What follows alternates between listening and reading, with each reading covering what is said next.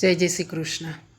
મને એવો પ્રશ્ન પૂછવામાં આવ્યો છે કે પાપ અને પુણ્ય જે આપણે કરી રહ્યા છીએ, તો માનો કે થોડું ઘણું પાપ થઈ ગયું, પછી આપણે અમુક પુણ્ય કે દાન કરી લઈએ, કે તપ કરી લઈએ, કે જપ કરી લઈએ, તો શું એ આપણું પાપ એમાંથી માઇનસ થશે, ઓછું થશે પુણ્ય કરવા પછી?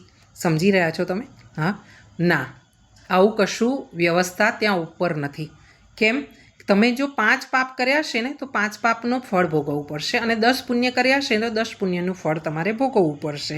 અહીંયા ક્યાંય બાદબાકી એમાંથી થતી નથી। તમે પાપ કર્યા છે ને, તો જેમ હજારો ગાયો હોય ને, એમાં એનું વાછરડું માં કરીને એની માને જ શોધી લે છે ને, નાનકડું અમથું વાછરડું જન્મ્યા પછી પણ, તેવી જ રીતે આપણા કરેલા કર્મ આપણાને દુનિયામાં શોધી લે છે।